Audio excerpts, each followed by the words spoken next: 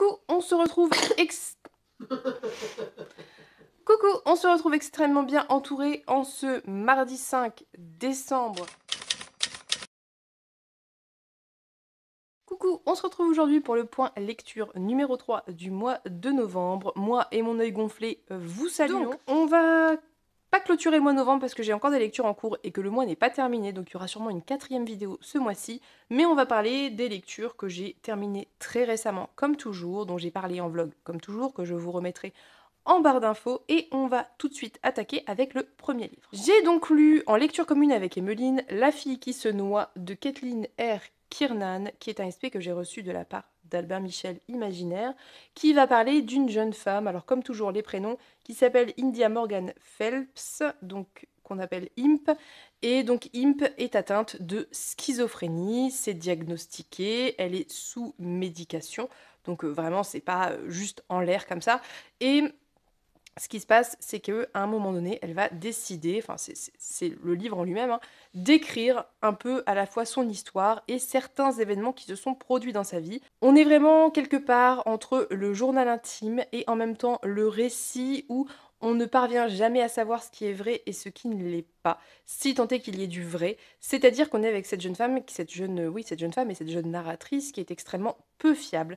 Elle-même le sait, elle-même parfois se trompe dans ses souvenirs et parfois est persuadée de choses dont nous, on n'est pas sûr que ce soit vrai et on sait jamais trop. J'ai trouvé qu'il y avait un réel talent en termes d'écriture pour d'une part montrer les symptômes de la schizophrénie dans ce qu'ils ont de plus atténué grâce aux médicaments, mais aussi à un moment donné quand elle va arrêter dans ce qu'ils ont de plus fort et de plus violent. J'ai trouvé que c'était très réussi parce que je n'y connais rien en schizophrénie, je ne sais pas franchement comment ça peut se manifester, j'ai pas de compétences ni de connaissances, que ce soit empirique ou médical, mais je trouve que ça n'est pas cliché. On n'est pas sur une jeune femme schizophrène cliché, voilà, comme on peut se le représenter très souvent et malheureusement dans les livres et les films, c'est-à-dire qu'on est sur des symptômes qui sont plutôt de l'altération de souvenirs, de vision, de paranoïa, ce genre de choses, plus ou moins fortes, qu'elle maîtrise plus ou moins. Parfois, elle a conscience que ça n'est pas vrai et elle va lutter contre, et parfois, elle est submergée par des choses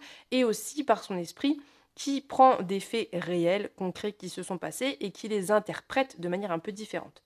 C'était pour moi très réussi, cet aspect-là, c'était aussi très intéressant, d'autant que ça reprenait un problème a priori génétique, puisque sa mère était schizophrène et sa grand-mère l'était également, et donc ça posait des questions aussi sur ses souvenirs d'enfance, son rapport avec ces deux femmes, et sur sa propre personne en fait finalement.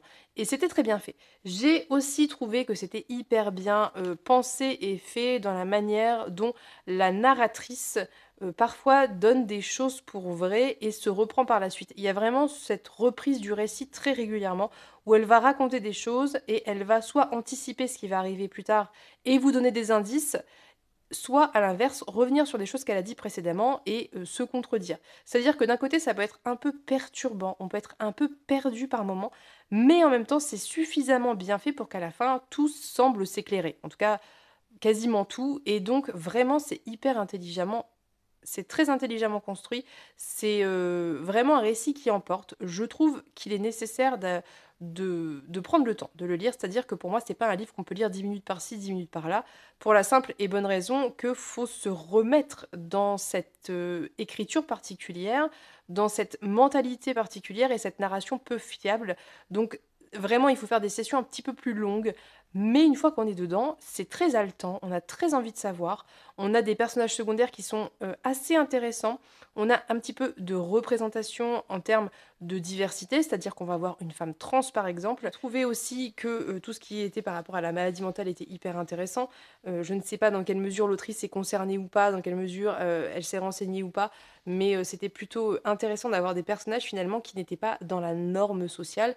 J'ai beaucoup aimé tout l'aspect contes et légendes, le côté, il y a vraiment un côté contes et légendes autour des sirènes, et cetera, qui était plutôt intéressant, plutôt bien traité. Ouais, vraiment, c'était une bonne lecture. C'était perturbant, c'était déstabilisant, mais c'était une bonne lecture. Ça m'a embarquée, ça a titillé ma curiosité, ça a titillé mon esprit, ça m'a, ça m'a pas laissé de marbre et j'étais pas passive parce que je cherchais à savoir dans quelle mesure ce qu'elle disait était juste ou pas et dans quelle mesure, elle était honnête ou pas, en fait. Dans quelle mesure elle se rendait pas compte des incohérences et cetera. Enfin voilà, très bonne lecture. Moi j'ai beaucoup aimé, je vous recommande. Si vous aimez ce genre de lecture perchée, si vous n'êtes pas mal à l'aise avec le traitement des maladies mentales, ça peut vraiment vous plaire. En ce mois de novembre et en parallèle de La fille qui se noie, j'ai lu L'excellent palace de Marine Carteron, le tome 2. Donc c'est Sur les flancs de Lida, publié aux éditions du Rouergue, qui est également un SP que j'ai reçu et lu dans la foulée parce que je l'attendais comme le messie. J'ai absolument adoré le premier volume que j'avais emprunté en médiathèque, donc que je n'ai même pas en ma possession, ce qui me frustre grandement, mais soit. C'était vraiment une très très très très bonne lecture. Qu'est-ce que c'est intelligent! Palace, en fait, pour vous faire le résumé rapide du tome 1, et j'essaierai de vous remettre le vlog en barre d'infos sur le tome 1 ou le point lecture sur le tome 1, ça va parler de Pallas, qui est une divinité mineure et qui a été élevée avec Athéna. Voilà, elles ont passé leur enfance ensemble, elles sont comme sœurs, et Pallas va assister à quelque chose qu'elle n'aurait pas dû voir, et va être enfermée, transformée, tuée, on peut dire, mais transformée en statue de bois, enfermée dans le bois d'une statue, et elle va être cachée vraiment dans le cœur de Troie, au fin fond du ventre troyen. Et Zeus va absolument interdire l'accès à Troie à Athéna, puisqu'il ne veut pas qu'elle la fasse revenir. Donc, on est vraiment sur ça. C'est la base de tout, c'est ça. C'est la relation entre Pallas et Athéna. C'est ce que Zeus a fait, et ce que Zeus a fait à certains personnages, mais également à Pallas, et comment Athéna va tout faire pour sauver sa sœur. Toute la base de cette trilogie, c'est ça. Et c'était génial, c'est génial. C'est hyper bien écrit, c'est hyper intelligent, c'est riche, c'est très très, comment dire, cultivé. Enfin, ça parle de beaucoup de mythes. Et surtout, pour moi, le très gros point fort de ces deux volumes, c'est que ça crée de la cohérence et des liens entre des mythes que l'on connaît tous. On connaît tous des histoires de l'Iliade, on connaît tous des histoires de l'Odyssée, on connaît tous des mythes de manière générale autour de ça, autour de Troie. Mais ici, on a enfin un récit qui permet de tisser et de donner du sens à l'ensemble. Et ça, c'est absolument incroyable. J'adore vraiment, vraiment, sincèrement, cette trilogie, en tout cas ces deux premiers volumes. C'est pour moi exceptionnel. C'est hyper engagé en termes de thématiques, que ce soit féministe notamment beaucoup, que ça soit aussi autour de questionnements sociaux. J'ai trouvé qu'il y avait beaucoup de choses en sous-texte qui étaient hyper intelligentes et c'est pour moi un très bon livre à lire en contrepoint de la mythologie classique qui est extrêmement misogyne. Si vous êtes enseignant et que vous étudiez les mythes, pourquoi pas s'intéresser à ça, à des extraits peut-être, parce que ça va donner un contrepoint beaucoup plus féministe et nuancé. Il y a d'autres livres que Pallas qui le font, mais Pallas est concentré sur l'avant et le pendant, je pense, de la guerre de Troie. Si vous avez des enfants qui adorent la mythologie, et bah mettre ça entre leurs mains, c'est pour moi vraiment un très beau cadeau à leur faire, parce que enfin, une autrice qui parle des dieux tels qu'ils devraient être représentés comme des êtres égoïstes, cruels, mus uniquement par leur envie propre, leur égocentrisme, leur besoin d'être célébrés par les humains tout en les maltraitant. Enfin, vraiment, enfin, une représentation de Zeus qui est logique, cohérente et qui n'est pas romantisée, mais c'est incroyable, vraiment, c'est très très bon. Je vous préviens que il y a une très bonne, pour moi en tout cas, alternance entre des moments très poétiques, très beaux, vraiment très travaillés en termes d'écriture et des moments où on va avoir un registre beaucoup plus familier, voire vulgaire, de personnages qui vont dire des gros mots, etc. Pour moi, c'est hyper intelligent et bien mené parce que ça casse le rythme et ça amène quelque chose de différent. Ça rend aussi la chose plus réaliste et plus accessible parce qu'on va pas se mentir, hein, des personnages qui dialoguent en langage, en registre élevé, c'est pénible, surtout quand on est ado et c'est à destination d'un public ado. Faut pas l'oublier. Pour moi, c'est hyper bien fait, vraiment, c'est hyper, hyper, hyper bien fait, mais je sais que ça déplaît à certaines personnes qui ont une idée très élevée de ce que doit être la mythologie. Alors pour moi, pas du tout, mais ça, c'est à vous de voir. Je préfère vous prévenir que ça existe dans ce livre. On a une alternance de registres très bien menée. Qu'est-ce que je peux ajouter? En gros, sur les 2 premiers volumes, on est sur l'avant enfin, je pense le troisième aussi en partie, sur l'avant-guerre de Troie. Le premier volume, c'est une cinquantaine d'années avant, donc on est sur des personnages qu'on connaît très peu, de la mythologie, qu'on a très peu dont on a très, très peu entendu parler de manière générale, à part les dieux et déesses. Ce tome-ci va commencer à se rapprocher de la guerre de Troie, donc on va, commencer à beaucoup plus connaître les personnages et reconnaître les mythes qui sont évoqués et qui sont représentés. Donc, voilà, ça après c'est comme ça va crescendo, ça va comment vous dire, du plus loin au plus près de la guerre de Troie. Donc je pense que concrètement, ce troisième volume va se terminer sur la guerre de Troie en elle-même. J'ai très hâte de voir ce que ça va donner parce que vraiment, bah, comparer ce qu'on en sait, comparer toutes les très bonnes réécritures de la guerre de Troie que j'ai pu lire récemment à ce que propose Marine Carteron m'intrigue énormément, donc j'ai vraiment hâte. Le troisième volume sort en mai, donc je ne suis qu'impatience, comme vous pouvez l'imaginer. Sachez aussi que si j'ai un point à souligner dans ce livre, j'ai beaucoup aimé la représentation d'Athéna, qui n'est pas gentille, hein, elle n'est pas gentille, elle n'est pas là pour être gentille, elle est là pour mener sa quête, mais enfin, elle est représentée comme une déesse stratège et pas juste comme la fille de Zeus, qui est censée être la déesse de la stratégie et de la guerre, et qui au final est une femme jalouse comme les autres, et voilà, une représentation très misogyne des femmes. Donc vraiment, elle est hyper intéressante dans ce bouquin, je vous recommande vraiment pas là. Sur cette fin novembre, mi-novembre, j'ai lu Terreur à Smokolo que m'a offert Isabelle, donc des Chroniques du Hérisson dans notre swap, qui est un jeunesse à partir de 10 ans, qui va parler de la jeune Holly qui a 11 ans, qui a perdu très récemment sa mère et qui ne va pas très bien comme on peut se l'imaginer, et qui est très solitaire, très seule, etc. Et un jour qu'elle va au bord du lac pour se baigner, elle va voir une femme qui est prête, qui s'apprête à jeter un livre dans l'eau, elle va le récupérer et rentrer chez elle et commencer à le lire. C'est une histoire assez glauque, assez horrifiante, qui lui file un peu des frissons. Et quand elle va partir le lendemain pour visiter la ferme, eh bien, elle va vivre ce qui se passe dans le livre, en gros. Et c'était très très bon. J'ai trouvé que ça fonctionnait très bien en termes de frissons. Alors moi, je suis pas une grande courageuse. Je l'ai lu toute seule le soir dans la pièce sombre. J'étais pas fière, je vous le dis, hein. Mais après, voilà, encore une fois, je ne suis pas une grande courageuse dans ce genre d'horreur. C'est vraiment le genre d'horreur qui fonctionne très bien sur moi.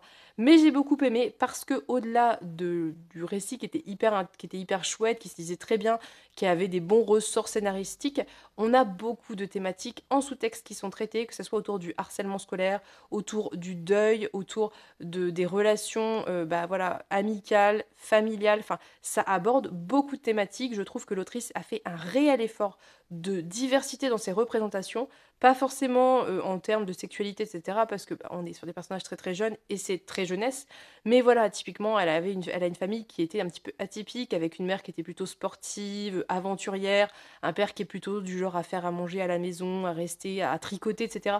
Ça peut sembler assez anodin, mais c'est chouette que ça existe, c'est chouette que ça soit inclus de manière subtile, fluide, comme une représentation parmi les autres en fait. Et j'ai beaucoup aimé. J'ai trouvé que le personnage d'Oli, qui était assez en colère, était malgré tout très bien réussi en termes de préado, parce qu'elle a ce côté, bah voilà, en colère, triste, de deuil, de solitude, etc. Mais en même temps, elle est assez juste. C'est-à-dire que elle est très en colère, mais elle se rend bien compte que son père fait ce qu'il peut, que son père est triste aussi. Enfin, elle est quand même très juste et assez réussie. Elle tombe pas dans le côté très agaçant des préados et dans un ego trop surdimensionné. Je trouve que c'est vraiment bien réussi. Elle est assez sensible, tout en étant enfermée dans sa bulle de tristesse et de colère. Elle est assez sensible en fait aux autres quand même, et c'est plutôt bien fait. J'ai très envie de découvrir la suite. Sincèrement, je suis très curieuse de lire la suite, donc nous verrons bien. Je ne sais pas quand. Je sais pas si ça sera en cours d'année, parce que moi, lire spécialement à Halloween, je m'en fous un peu, ou si ça sera bah, finalement dans un an, parce que j'aurai pas l'occasion avant, mais voilà, je vous recommande un petit jeunesse qui fait frissonner, qui a un sous-texte intéressant, donc très bonne lecture. Dernier livre que je vais vous présenter ici, en tout cas livre terminé, c'est L'initiation d'Octavia Butler, dont j'ai parlé extrêmement récemment en vlog, que j'ai beaucoup aimé. C'est un tome 2, c'est le tome 2 de la saga Xenogenesis, qui est de la science-fiction, où on va être dans une terre, enfin dans un monde bah, dystopique et post-apocalyptique, où finalement la Terre a fini par être détruite par les humains et des aliens sont intervenus, ont pris les derniers humains qui étaient encore vivants, les ont mis en stase dans leur vaisseau et les ont soignés, guéris et en ont profité pour amener des modifications génétiques. Donc voilà, typiquement ceux qui avaient des maladies incurables ou des cancers par exemple, ou je ne sais pas, des maladies orphelines, etc., bah, les ont soignés en fait. Et donc leur objectif, c'est de réussir à créer un espèce de troc avec l'humanité, où en gros, ils échangent du matériel génétique contre une vie sur Terre, sauf que cette idée de base va être extrêmement malmenée par les faits. Et donc on va suivre dans le tome 1 le personnage de Lilith, qui est une femme qui se réveille sur ce vaisseau, se retrouve à devoir cohabiter avec un de ces aliens notamment, et va être un petit peu l'ambassadrice des aliens auprès des humains, et ça va se passer de manière assez, voilà, très particulière. Le tome 2, on suit un autre personnage un certain temps après. On est sur un personnage qui n'a pas connu ce moment de rupture, c'est-à-dire quand la Terre s'est délitée, n'a pas connu en fait tout ce qui a suivi, donc le réveil des humains, etc., etc., et qui arrive un petit peu après tout ça, et qui va mener sa quête. J'ai trouvé que ce deuxième volume était vraiment très chouette, parce que il se passait beaucoup de choses. En fait, dans le tome 1, on est vraiment dans l'installation des thématiques et des enjeux qui sont hyper importantes et très présentes, hein. C'est vraiment de la SF très engagée, donc le lisez pas en vous attendant à quelque chose de léger, c'est très très engagé. Ce tome 2, il y a quand même plus d'action, il se passe quand même beaucoup plus de choses en termes d'action, tout en ayant toujours le traitement de ces thématiques avec des points de vue un petit peu décalés, un petit peu différents. Comme vous pouvez vous l'imaginer, on va parler de colonialisme, on va parler quelque part de cette vision qu'on peut avoir des personnes qui vont se retrouver entre deux, et qu'on va dire dans la compromission. Et donc ce point de vue, le point de vue de ces personnes qui sont vues comme compromis par les colons, on va parler de mémoire, on va parler de racisme, on va parler de rapports entre humains, on va parler d'écologie, on va parler de sexisme, on va parler de tellement, tellement, tellement de choses, et aussi de beaucoup de thématiques qui sont transposées à cet univers de SF, c'est-à-dire qui est complètement imaginaire, complètement inventé, mais qui sont des thématiques en fait très vraies, et qui ont notamment rapport à l'esclavagisme, et c'est vraiment hyper bien fait, c'est vraiment riche, c'est dense, c'est pour moi de la SF relativement complexe dans la mesure où il y a à la fois tout ce côté imaginaire avec ces aliens très particuliers qui sont très peu humanoïdes, donc c'est très déstabilisant, et en même temps ce côté très riche des thématiques sociales, donc ça peut ne pas être par là qu'il faut commencer la SF. Mais si vous aimez la SF engagée, franchement, c'est vraiment hyper intéressant. La fin de ce tome 2 était extrêmement... voilà, c'est très prometteur pour la suite. J'ai hâte d'avoir la suite. Pour moi, c'est très difficile de parler de ce livre parce qu'il y a tellement de choses à dire que je préfère vous remettre le vlog si jamais ça vous intéresse en barre d'infos. Celui où je parle du tome 1, si je le retrouve, celui où je parle du tome 2 qui est sorti très récemment, donc allez voir si ça vous intéresse. Bref, donc très bon livre, vraiment je vous recommande. C'est hyper engagé, c'est vraiment, ça aborde des choses très importantes, vraiment très importantes et très intéressantes. Et, et vraiment, Octavia Butler, c'est une autrice, je pense, qu'il faut découvrir parce qu'elle est tellement présente dans tellement de genres, avec vraiment cette mentalité que j'ai beaucoup aimée dans les interviews que j'ai lues d'elle, où ce qu'elle veut, c'est faire de la littérature accessible. Elle voulait pas faire de la grande littérature classique, elle voulait faire de la SF, de la fantasy, de la dystopie, du post-apo, des trucs hyper populaires pour que ce soit accessible en fait aux gens du commun, c'est ça. Elle a écrit à une époque où vraiment ces genres étaient considérés comme de la sous-littérature, et c'était une volonté très engagée de sa part, et vraiment je pense que ça vaut le coup de se pencher sur son travail. Il y a suffisamment de choses assez différentes, je pense, pour y retrouver son compte, donc vraiment tentez, regardez ce qui a été traduit d'Octavia Butler et essayez de tenter. Je pense qu'avant de lire le 3, je vais lire Novice, qui je crois est de la fantasy ou du fantastique, et je suis très curieuse de lire, mais on en reparlera en temps utile. Donc c'est tout pour ce point lecture. Je vous en ferai un dernier avec les dernières lectures que j'aurai lues sur cette fin de mois. Il n'y en aura sûrement pas beaucoup, ça sera sûrement une vidéo très courte, mais c'est pas grave, ça passera en vlogmas et c'est très bien. N'hésitez pas à me dire ce que vous avez pensé des lectures dont j'ai pu parler, n'hésitez pas à me dire si vous les avez lues, s'ils vous font envie. N'hésitez pas surtout à lire Pallas, vraiment j'insiste, lisez Pallas. Nous allons ouvrir le calendrier de l'Avent, rituel devenu matinal. Donc je reprends mon menu et le 5 il est ici. Et où? Yeah. Ah, oh j'ai trouvé. Des personnages volants, donc le volant c'est la thématique d'aujourd'hui. Je vous montre la petite illustration. Et donc ça c'est Bruxelles. Je suis sûre que c'est Bruxelles. Il est là, je l'avais préparé, parce que c'est trop le bazar sinon de fouiller. Tu l'ouvres? Montre. Comme ça. C'est Bruxelles d'Éléonore de Villepoix. Livre que je veux lire depuis un certain moment, depuis que Juliette l'a lu, puis Pénélope l'a lu. Et on dit que c'était trop chouette, très drôle, très bien écrit. Je suis très curieuse. J'ai très envie de voir à quoi ça ressemble à l'intérieur aussi. Donc je vous montre. Donc on a des petites notes apparemment qui sont assez comiques, assez légères. On a un très joli... Je sais plus comment ça s'appelle. Et on a des en-têtes de chapitres que je vais essayer de vous montrer, mais c'est pas évident. Voilà, donc c'est Bruxelles aujourd'hui, je suis très contente, je sais que ça va se lire très bien et très vite, ce qui est une très bonne chose. Ça parle de... Alors attendez, Bruxelles. À Bruxelles, depuis le printemps, des œufs se volatilisent. Le Parlement des oiseaux décide de tirer au clair ces disparitions mystérieuses. La mission est confiée à un trio bigarré, Jaboterne, un pigeon lunaire, Seth, une corneille acariâtre, et Champerdu, un rouge-gorge tapageur. En 8 jours, d'un bout à l'autre de la ville, cette équipe improbable va devoir résoudre l'affaire, quitte à y laisser des plumes.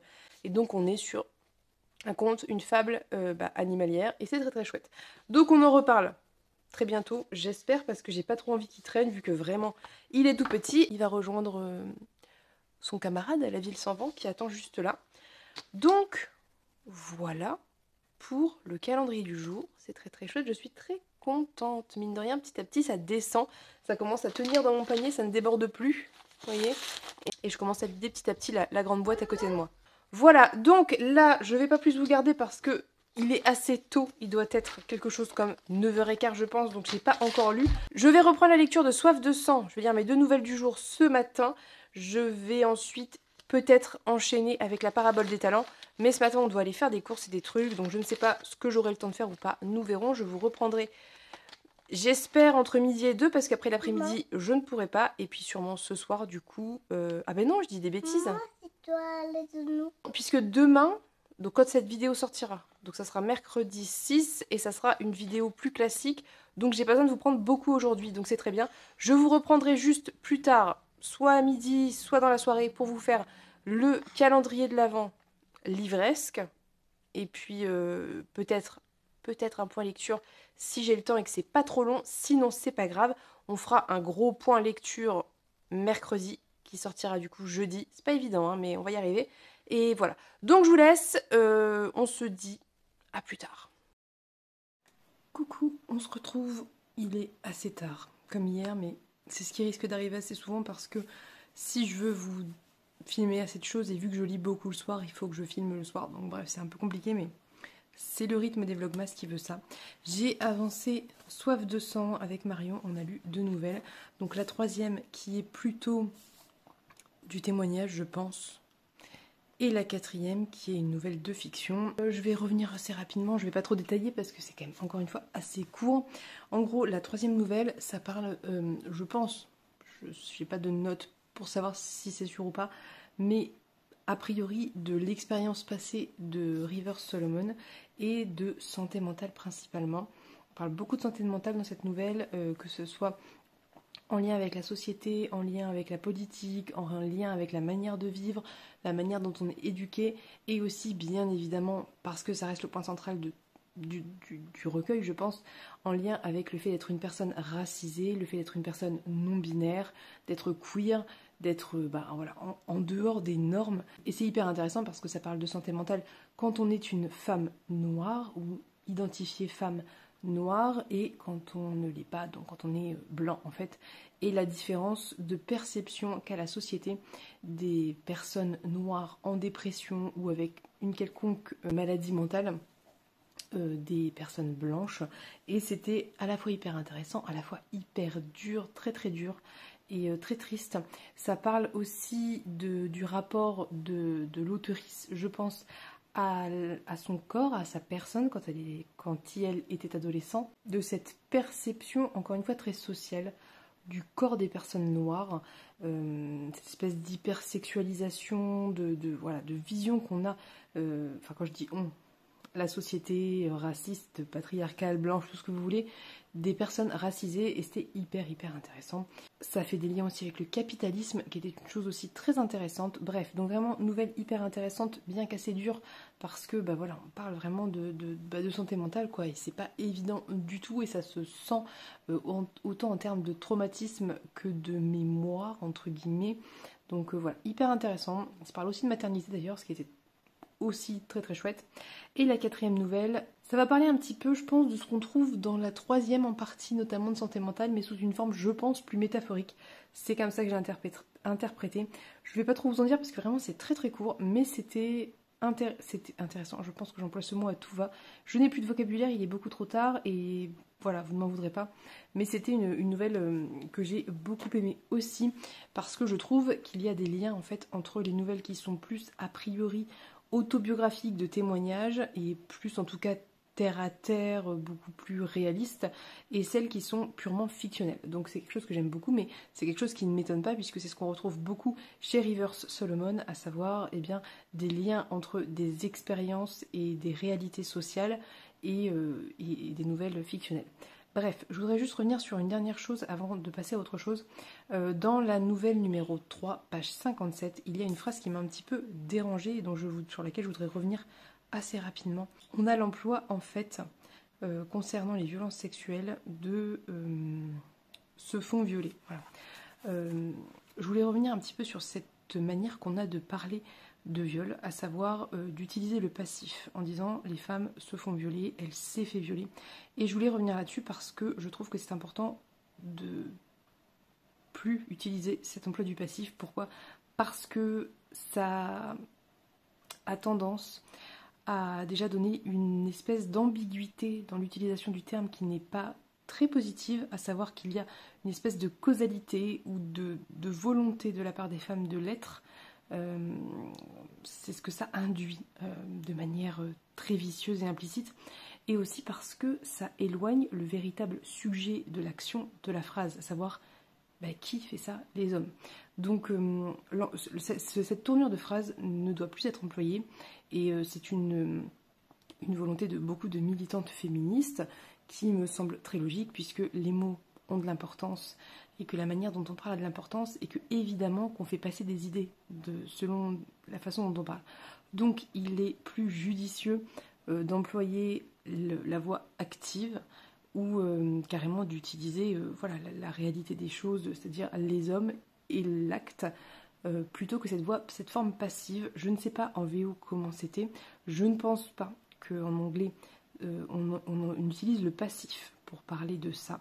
Je pense que c'est juste une tournure de phrase qu'on utilise beaucoup en français, qui n'est pas déconstruite et que le traducteur a utilisé très spontanément et naturellement, chose que je peux concevoir dans la mesure où voilà, c'est vrai que c'est l'emploi enfin c'est l'usage qu'on a c'est comme ça qu'on fait quoi, en fait, très naturellement, et c'est quelque chose qui est très utilisé partout, spontanément.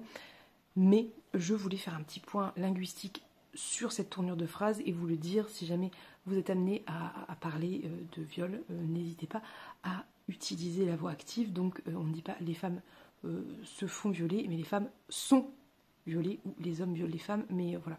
Donc petite aparté linguistique qui me semble assez importante à faire, parce que bien que on me dira c'est du chipotage, enfin certaines personnes le diront, le penseront, on pourra dire oui mais c'est comme ça qu'on a toujours fait, mais c'est pas parce que c'est comme ça qu'on a toujours fait, c'est pas parce que c'est une tournure qui est totalement passée dans le langage qu'il faut pas la remettre en question en fait. Donc voilà, je pose ça là, je vous laisse réfléchir sur le sujet. Il y a plein d'articles sur internet qui en parlent et qui développent cette réflexion autour de ce passif, cet emploi du passif assez dérangeante. Voilà, bref, c'est tout pour le point linguistique. Sinon, j'ai attaqué la parabole des talents, j'ai lu 2 chapitres, ce qui représente très peu, hein, ça fait 70 pages je crois, et c'est très chouette parce qu'on alterne a priori 2 points de vue de ce que j'en ai aperçu, à savoir le journal de, je ne sais même plus son prénom, Lorraine, voilà, Lorraine Oya Olamina. Donc Lorraine, le journal de Lorraine qui est la fondatrice, je ne sais pas si on peut dire ça comme ça, de cette fameuse religion dont je vous ai parlé, donc de la parabole du semeur et de cette espèce d'alternative à la religion baptiste et chrétienne et toutes les religions de manière générale dont elle a pu être issue. Et voilà, bref. Et on alterne en fait entre des extraits de son journal, puisqu'elle écrit beaucoup, et des extraits d'un autre personnage qui va intervenir et un peu commenter et parler de tout ça, donc je ne vais pas dévoiler plus que ça l'identité parce que ça pourrait spoiler le premier volume.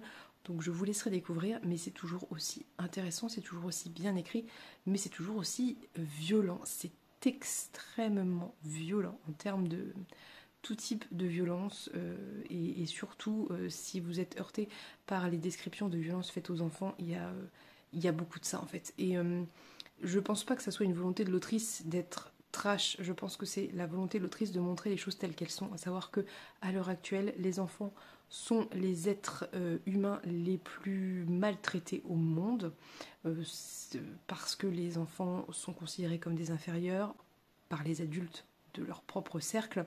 Donc, je pense que c'est un peu ça que montre l'autrice ici, à savoir que, en fait, cette espèce d'idée qu'il faut protéger les enfants et qu'on épargne les enfants en temps de guerre ou ce genre de choses est fausse, est un mensonge. On le voit actuellement quotidiennement dans les médias alternatifs qui peuvent traiter d'actualité. Les enfants sont maltraités, sont très maltraités. Et vraiment, c'est peut-être ce qui me heurte le plus. Parce que c'est dur pour moi de lire ça. Et que ce qui concerne les adultes me touche peut-être un peu moins dans une certaine mesure. Mais c'est aussi, je pense, très important la démarche de l'autrice en fait. Donc c'est quand même assez trash, hein, je vais pas vous mentir sincèrement, je me souviens que dans le 1 il y avait des passages où vraiment en fait, ce qui est dur en fait, c'est pas tant ce qui est fait et ce qui est décrit, c'est la froideur avec laquelle c'est fait. C'est devenu la norme en fait, la violence est devenue la norme et c'est ça qui est hyper dur. Bref, je vais pas plus m'étendre, je voulais pas faire de point lecture à l'origine parce que la vidéo va durer 1000 ans. Je vais clôturer en vous montrant mes 2 plus anciens livres très très rapidement. Je vous reparlerai de la parabole des talents et tout ça demain. Là ça va vraiment être très très long, j'en suis désolée, je vais essayer de m'arranger pour couper au pire. Je vous présente assez rapidement mes 2 plus vieux livres. D'abord le plus vieux de tous, c'est celui-ci. Pourquoi? Parce que c'est un des plus vieux que je possède et qui est à moi, puisque j'ai dû l'avoir quand j'avais peut-être, je pense, 8-9 ans, on l'a récupéré dans une benne à la déchetterie et que vraiment on est sur un truc. Donc j'ai regardé l'année d'édition, c'est 88, on dirait qu'il est bien plus vieux que ça. Il est tout jaune. Est-ce que vous voyez la couture des feuillets qui se barrent? Donc vraiment voilà, c'est les 4 filles du Docteur March qui a été très récemment retraduit, que j'aimerais beaucoup avoir en intégrale puisque ça c'est juste en fait une partie. Et c'était la seule qui était accessible pendant très longtemps je crois. Et que d'ailleurs le titre a été changé parce que le titre d'origine c'est Pretty Little Girls ou quelque chose comme ça. Et voilà, donc bref, c'est quand même un très vieux livre auquel je suis assez attachée parce qu'il est très ancien, parce que je l'ai depuis très longtemps, parce que je l'ai lu plein de fois, parce que j'adorais les 4 sœurs, j'adorais les pièces de théâtre qu'elles inventaient à Noël, j'adorais plein de choses dans ce livre. Donc voilà, il est encore écrit en francs derrière, 12 francs. C'est 12 francs, je sais pas si vous verrez. Je montrerai peut-être des photos, j'ai pris des photos. Donc c'était 12 francs, voilà. Donc cette très vieille édition, je ne sais même pas quelle est la maison d'édition. France Graphique Publication Paris. Et c'est marqué adaptation inédite pour la jeunesse, tout droit réservé, 1988. C'est mon plus vieux livre en termes d'âge et en termes de ce qui est à moi réellement.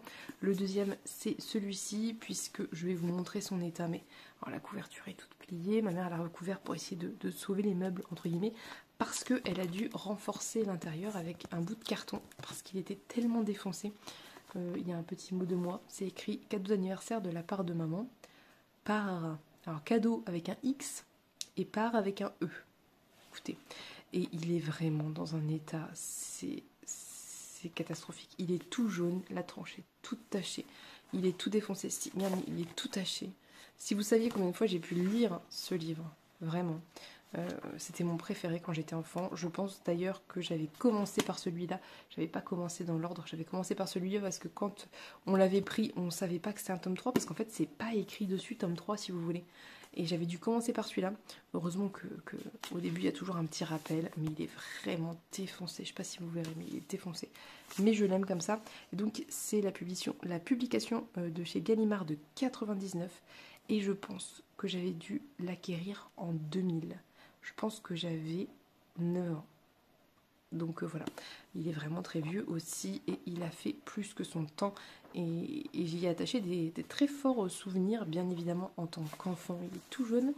Et voilà, je ne suis plus aussi fan d'Harry Potter pour plein de raisons. Sans parler évidemment des problématiques autour de l'autrice que je ne cautionne pas du tout. Je vous le montre non pas pour faire de la pub à l'autrice qui n'a pas besoin de moi pour avoir de la pub, mais parce que c'est mon plus vieux et que j'y attache quelque chose d'émotionnel de très fort. Donc c'est mes 2 plus vieux livres. Voilà, vous les avez vus. de reliques, de vraies reliques. Voilà. Bref, je vais vous laisser parce que ça va durer beaucoup trop longtemps. J'en suis désolée, j'aurais fait au mieux. Il y a des jours comme ça, c'est compliqué. Bon, je vais essayer de faire un peu plus court demain parce que c'est pas forcément évident de regarder des vidéos trop longues, surtout qu'il y a plein de vlogmas et que je suis sûre que vous regardez différentes personnes qui font des vlogmas, donc si ça dure 1000 ans, bah c'est compliqué, je le conçois totalement. Donc je vais vous laisser. Je vous souhaite une très très belle journée, soirée. Je vous souhaite aussi de très très bonnes lectures. Je vous fais de gros bisous et on se dit à demain pour un prochain vlogmas. Bye bye.